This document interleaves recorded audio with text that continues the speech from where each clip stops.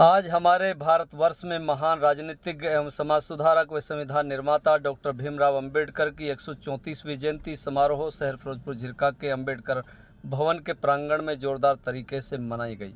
इस सम्मान समारोह के मुख्य अतिथि नगरपालिका चेयरमैन मनीष जैन ने शिरकत कर संविधान निर्माता के चरणों में पुष्प अर्पित कर श्रद्धांजलि दी और बाबा साहब के संघर्ष, त्याग और तपस्या के बारे में विस्तार से जानकारी दी। बाबा साहब डॉक्टर भीमराव अंबेडकर आज शारीरिक रूप से हमारे बीच में नहीं हैं, लेकिन उनकी आत्मा हमेशा हमारे बीच रहती है। बाबा साहब किसी विशेष समुदाय के महापुरुष नहीं थे, बल्कि सर्वधर्म के मानने वाले लोगों के लिए आइकॉन थे। बाबा साहब का नाम भारत में ही नहीं बल्कि पूरी दुनिया में सम्मान से लिया जाता है। आज हमें बोलने की आज़ादी, लिखने की आज़ादी, धरना प्रदर्शन करने, स्वतंत्र घूमने की आज़ादी और संगठन बनाने की आज़ादी बाबा साहब भीमराव अंबेडकर द्वारा बनाए गए संविधान की ताकत से ये अधिकार मिले हैं। ये बातें नगरपालिका चेयरमैन मनीष जैन ने अपने वक्तव्य के दौरान कही। आइए सुनते हैं क्या कह रहा है नगरपालिका चेयरमैन मनीष जैन।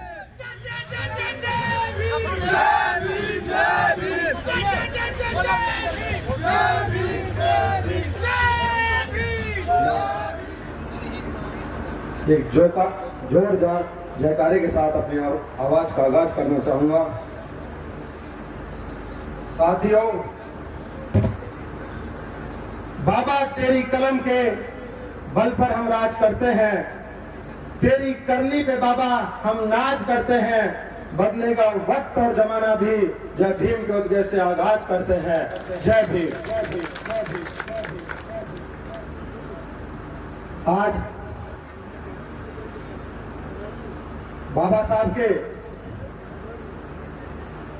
जो शारीरिक रूप से हमारे बीच में नहीं है, लेकिन उनकी आत्मा हमेशा हमारे बीच में रहेंगी। वो हमारे समाज के लिए, इस संसार के लिए, इस देश के लिए हमेशा अमर है। ऐसे बाबा साहब की 134वीं जन्म जयंती पर मैं बाबा साहब के चरणों में अपने श्रद्धा सुमन अर्पित करता हूं, उनको हाथ जोड़कर प्रणाम करता हूं। ऐसे बाबा साहब जिनकी वजह से हम खुले में सांस ले रहे हैं, उनके बनाए हुए संविधान के अनुसार इस देश में हमारे जो भी नए नए कानून बनते हैं, उनके बनाए हुए संविधान से बनते हैं। ऐसे बाबा साहब को मैं आज उनकी पुण्यतिथि पर सभी सर्व समाज की तरफ से उन्हें श्रद्धा सुमन अर्पित करता हूं। मंच पर उपस्थित हमारे बड़े भाई, पूर्व मंत्री, हरियाणा सरकार में डिप्टी स्पीकर रहे चौधरी आजाद मोहम्मद जी, ये बात किसी से छुपी हुई नहीं है।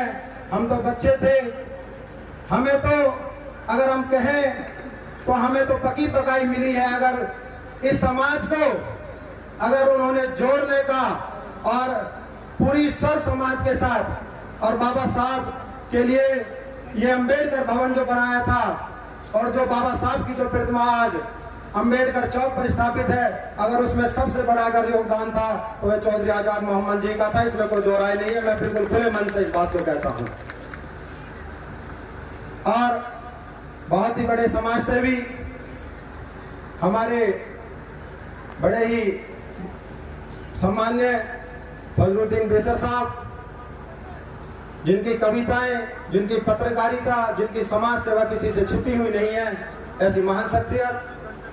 और हमारे बड़े भाई रमेश कामरा जी, जो कि विदेशों में अपनी सेवाएं देकर आए हैं, और उनका एक मन रहता है कि मैं किस तरीके से अपने शहर की सेवा कर सकूं, किस प्रकार से अपने शहर की सेवा कर सकता हूं। हमेशा उनका मन रहता है कि किसी तरीके से हर संसाधन से वो हर तरीके से समर्पित रहते हैं।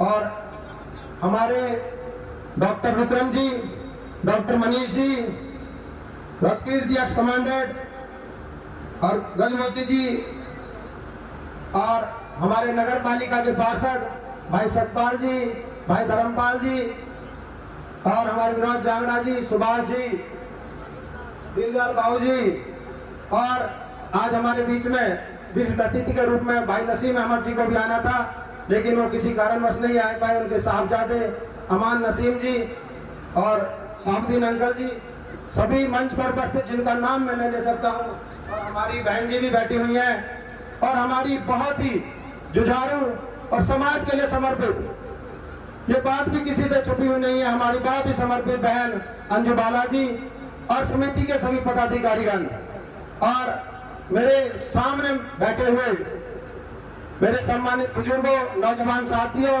महिलाएं और बहनें, आज मैं समिति का बहुत बहुत धन्यवाद करता हूं। एक नाचीज को आज उन्होंने एक मुख्य अतिथि के लायक समझा। मैंने समिति के सदस्यों से कहा था कि आप मुख्य अतिथि के रूप में किसी ऐसी शख्सियत को चुनो कि अगर वो हमारे बीच में आए तो हमें भी उनका मान सम्मान करने का मौका मिले, क्योंकि मैं तो आपका अपना बच्चा हूं, आप तो मुझे किसी भी तरीके से नहीं बुलाओगे, मुख्य अतिथि, विशिष्ट अतिथि, आम आदमी के तौर पे भी नहीं बुलाओगे, तो भी मैं आपके बीच में खड़ा मिलूंगा। आप जहां मुझे कहोगे मेरी जगह वहां निश्चित रहेगी। तो अभी मेरे से पूर्व वक्ताओं ने बाबा साहब के बारे में बहुत अच्छा बतलाया। हमारी बहुत छोटी छोटी बच्चियां जो अपने माध्यम से, अपनी वाणी के माध्यम से बाबा साहब का गुणगान कर रही थी, ऐसी प्रतिभाएं समाज में उभरती रहें, उनके लिए भी मैं बच्ची को, अपने बच्चियों को, मेरी बहनें हैं उनको भी मैं आशीर्वाद देता हूं, क्योंकि मेरे छोटी है, मैं आशीर्वाद उनको दे सकता हूं। और मैं तो आप लोगों से यही एक अपील करता हूं, हर बार मैं मंच के माध्यम से अपील करता आया हूं कि समाज को संगठित करो। जो बाबा साहब का एक नारा था, शिक्षित बनो, संघर्षशील बनो, संगठित बनो, तो हमें इस समाज को, सर समाज को संगठित करने की विशेष आवश्यकता है, क्योंकि बाबा साहब किसी एक विशेष समुदाय के नहीं थे, बाबा साहब सर समाज के थे। आज उनको अगर विदेशों के अंदर, भारत के अंदर अगर उनको सर्वश्रेष्ठ स्थान दिया जाता तो इस वजह से दिया जाता है कि बाबा साहब सर समाज के थे।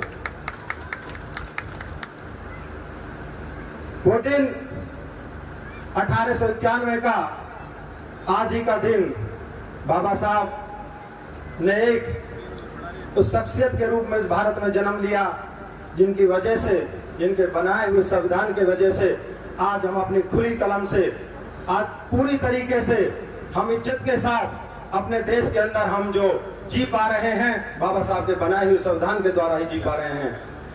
लेकिन साथियों, बाबा साहब हमारे बीच में से, वो 1956 का 6 दिसंबर का वो काला दिन था, बाबा साहब हमारे बीच में से चले गए थे। लेकिन वो महान शख्सियत हमारे बीच में से चले जाने के बाद भी अपनी सारी बातों को, सारी चीजों को हमारे बीच में छोड़ के चले गए। और मैं तो आज पुणे मंच के माध्यम से आप लोगों से यही अपील करता हूं, बाबा साहब जो हमारे बीच में अपनी बातों को हम लोगों के बीच में कह कर गए थे, उन बातों पर हमें पुनः अमल करते हुए बाबा साहब के सपने को हमें इस देश के अंदर, विदेश के अंदर, हमें पूरे संसार के अंदर बाबा साहब के इन सपनों को साकार करना है। और साथियों, हमारा जो समाज है, पढ़ाई के साथ साथ मैं मानता हूं युवा वर्ग पढ़ाई पे विशेष ध्यान दे रहा है, पर पहले भी मैं मंच के माध्यम से बता चुका हूं, हमारा जो नौजवान पीढ़ी है, नौजवान युवा वर्ग है, वो पढ़ाई के साथ साथ बहुत से साथी हैं जो नशे की जो बीमारी है उसमें लिप्त होते जा रहे हैं। मेरा पुनः जो हमारे बुजुर्ग बैठे हैं, माता पिता भी यहाँ बैठे हैं, मैं सबसे एक ही निवेदन और अनुरोध करता हूँ, हाथ जोड़कर मेरी प्रार्थना है, हम अपने बच्चों को सही रास्ते पर चलना सिखाएं और उनसे ये पूछें कि वो रात को किस टाइम अपने घर से आ रहे हैं, किस टाइम जा रहे हैं। हम अगर उनसे इस चीज के लिए अगर ये पूछते, अगर उनकी जिम्मेवारी हम अपनी समझेंगे, तो मैं मानता हूँ कि हमारे जो युवा वर्ग है जो आज नशे की और मतलब लिप्त होते जा रहे हैं, नशे से बचेंगे।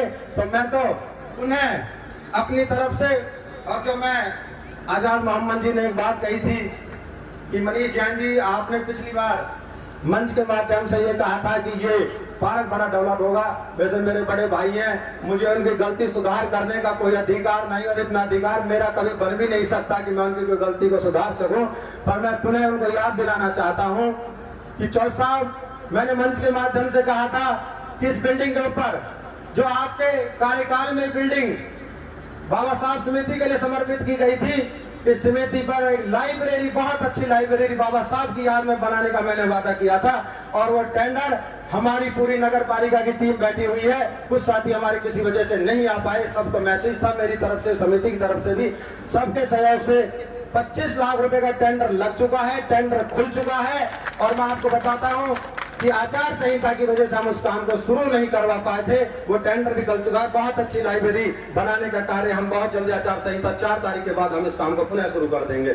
और जो पार्क की बात थी, आज हमारे मेरे नगर पालिका के सदस्य बैठे हुए हैं।